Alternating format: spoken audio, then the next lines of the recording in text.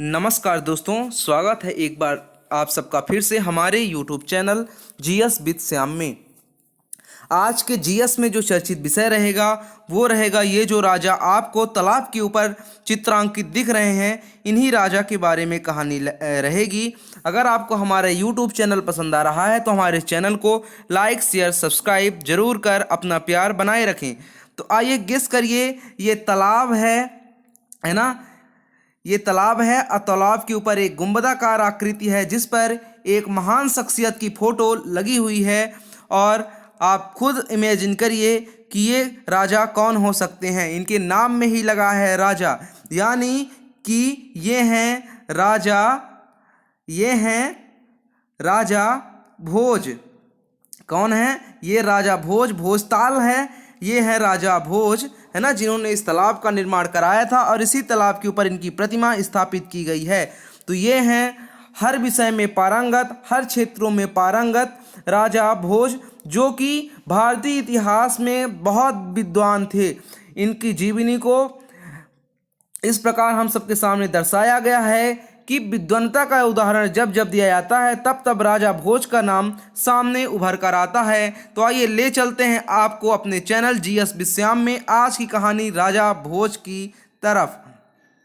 अगर बात करें राजा भोज के परिचय की, तो राजा भोज के अगर परिचय करें तो परमार वंशी राजाओं ने मालवा के एक नगर धार को अपनी राजधानी बनाकर 8वीं शताब्दी से लेकर 14वीं शताब्दी के पूर्वार्ध तक राज्य किया था, है ना।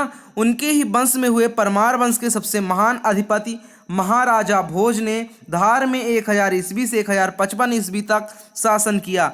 महाराजा भोज से संबंधित 1010 से 1055 ईस्वी तक के कई ताम्रपत्र, शिलालेख और मूर्ति लेख प्राप्त होते हैं।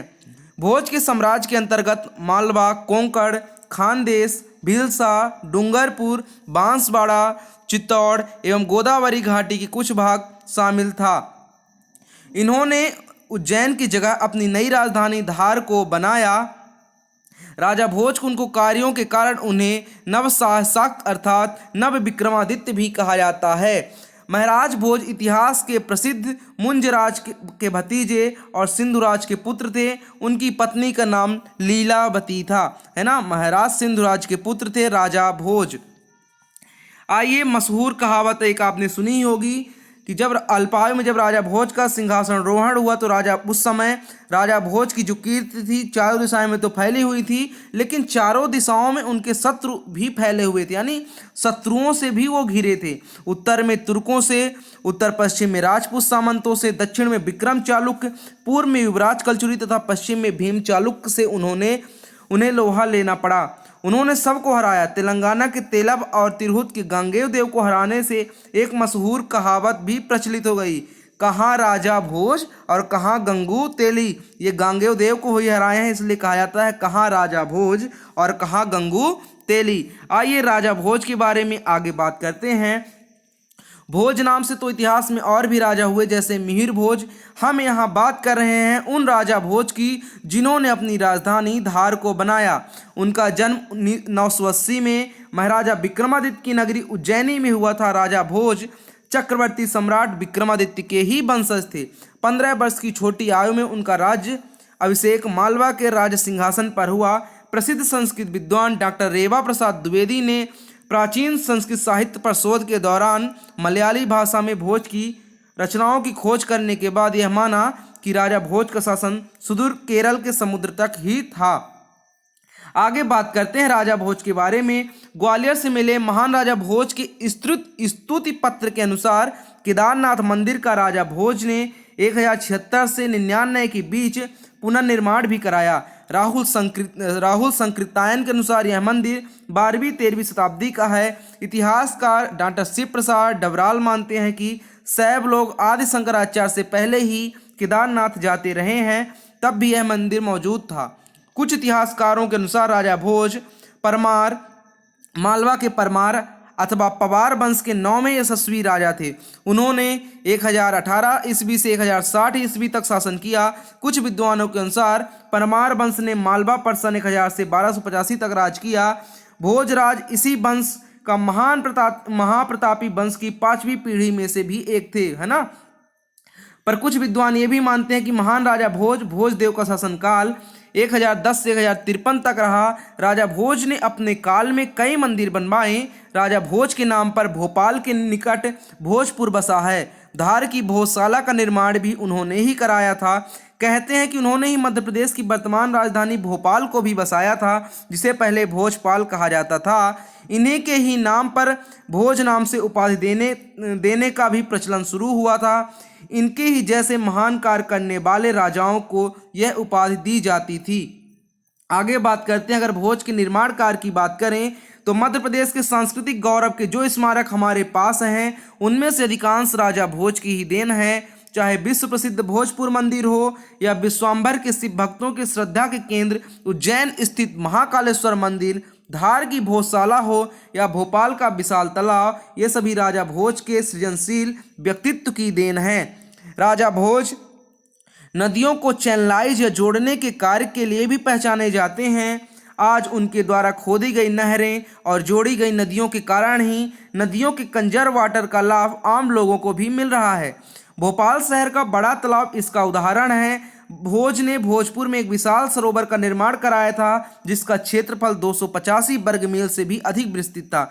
यह सरोवर 15वीं शताब्दी तक विद्यमान था, जब उसके तटबंधों को कुछ स्थानीय शासकों ने काट दिया था। उन्होंने जहां भोज नगरी यानी वर्तमान भोपाल की स्थापना की, वहीं धार, उज्जैन और बिस्सा जैसी प्रसिद्ध नगरियों को भी नया स्वरूप दिया। उन्होंने केदारनाथ, रामेश्वरम, सोमनाथ, मुंडीर आदि मंदिर भी बनवाए, जो हमारी समृद्धि और संस्कृति के धरोहर हैं। राजा भोज ने शिव मंदिरों के साथ ही सरस्वती मंदिरों का भी निर्माण किया। राजा भोज ने धार, मांडव तथा उज्जैन में सरस्वती कंठाभरण नामक भवन बनवाए थे, जिनमें धार में सरस्वती मंदिर सर्वाधिक महत्वपूर्ण है। एक अंग्रेज अधिकारी सीयू लुआर्ड ने 1908 के गजट में धार के सरस्वती मंदिर का नाम भोजशाला लिखा था। पहले इस मंदिर में मां बाग देवी की मूर्ति होती थी। मुगल काल में मंदिर परिषद में मस्जिद बना देने के कारण यह मूर्ति अब ब्रिटेन के म्यूजियम में रखी गई है, यानी बाग देवी के मंदिर, जो सरस्वती का अप्रतिम उदाहरण था। राजा भोज ने महमूद गजनबी से भी बदला लिया। आइए देखते हैं कैसे। गुजरात में जब महमूद गजनबी 971 से 1030 ईस्वी में सोमनाथ का ध्वंस किया, तो इतिहासकार ई लेनपून के अनुसार यह दुखद समाचार सैफ भक्त राजा भोज तक पहुंचने में कुछ सप्ताह लग गए। तुर्की लेखक गर्दीजी के अनुसार उन्होंने इस घटना से क्षुब्ध होकर सन 1026 में गजनबी पर हमला किया और वह क्रूर हमलावर सिंध के रेगिस्तान से भाग गया। तब राजा भोज ने हिंदू राजाओं की संयुक्त सेना एकत्रित करके गजनबी के पुत्र सलार मसूद को बहराइच के पास एक मांस के युद्ध में मारकर सोमनाथ का बदला लिया, और फिर 1026 से 1054 के अवधि के बीच भोपाल से 32 किलोमीटर पर स्थित भोजपुर शिव मंदिर का निर्माण करके मालवा में सोमनाथ मंदिर की स्थापना की। विख्यात पुराविद अनंत बामन बाकड़कर ने अपनी पुस्तक the glory of the Paramraj of Malwa में कोदंड काव्य के आधार पर तुरुस्कों यानी तुर्कों पर भोजराज की विजय की पुष्टि की है। यही कारण था कि बाद के काल में मालवा पर भी मुस्लिम आक्रांताओं का लगातार आक्रमण होता रहा, और खासकर धार एवं भोपाल को योजनाबद्ध निशाने पर भी लिया गया। अगर ग्रंथ की बात करें, राजा भोज अपनी महान विद्वता के लिए जाने जाते थे। तो अगर इनके ग्रंथ की बात करें तो राजा भोज खुद एक विद्वान होने के साथ साथ एक काव्य शास्त्र और व्याकरण के बड़े जानकार थे, और उन्होंने बहुत सारी किताबें लिखी थी। मान्यता अनुसार भोज ने 64 प्रकार की सिद्धियां भी प्राप्त की थी। उन्होंने सभी विषयों पर 84 ग्रंथ लिखे, जिसमें धर्म, ज्योतिष, आयुर्वेद, व्याकरण, वास्तुशिल्प, विज्ञान, कला, नाट्यशास्त्र, संगीत, योग शास्त्र, दर्शन, राजनीति शास्त्र आदि प्रमुख थे। उन्होंने सम्रांगण, सूत्रधार, सरस्वती कंठाभरण, सिद्धांत संग्रह, ये राजा मार्तंड है तो यहाँ राजा कार्तंड लिखा है, योग सूत्रावृति, विद्या विनोद, युक्ति कल्पतरु, चारु चर्चा, आदित्य प्रताप सिद्धांत, आयुर्वेद सर्वस्व, श्रृंगार प्रकाश, प्राकृत व्याकरण, कूर्म शतक, श्रृंगार मंजरी, भोज चंपू, कृत कल्पतरु, तत्व प्रकाश, शब्दानुशासन, राज मृदांड आदि ग्रंथों की रचना भी राजा भोज ने की। भोज प्रबंधनम के नाम से उनकी एक आत्मकथा भी है। हनुमान जी द्वारा रचित रामकथा के शिलालेख समुद्र से निकलवाकर धार नगरी में उनकी पुनर्रचना करवाई, जो हनुमान नाष्टक के रूप में विख्यात हैं।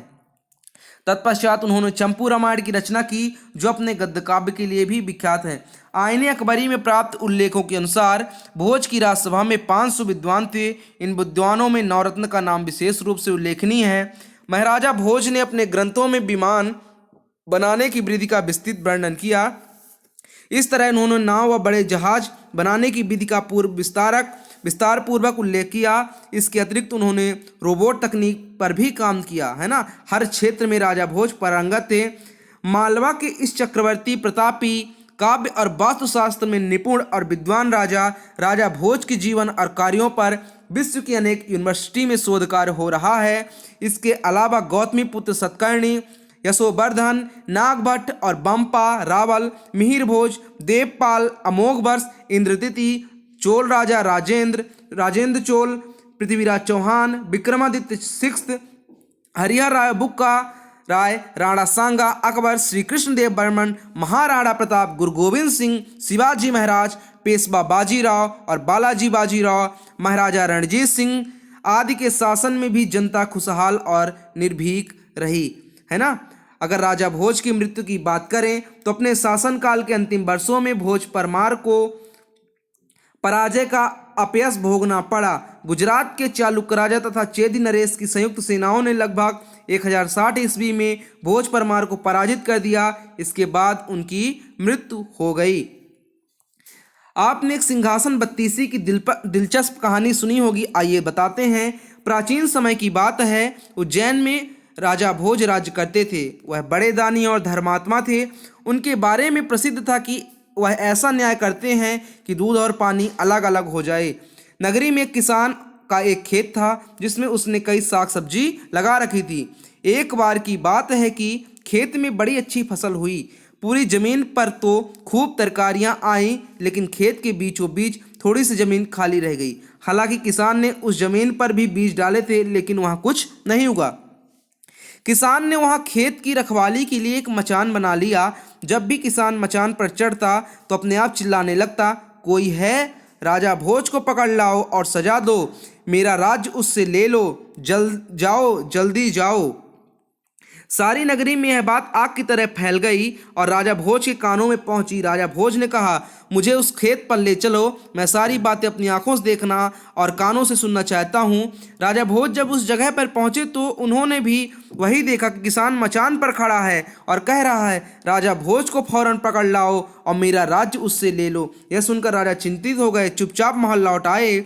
उन्हें रात भर नींद नहीं आई। सवेरा होते ही उन्होंने राज्य के ज्योतिषियों और जानकारों पंडितों को इकट्ठा किया। उन्होंने अपनी गोपनीय विद्या से पता लगाया कि उस मचान के नीचे कुछ छिपा है।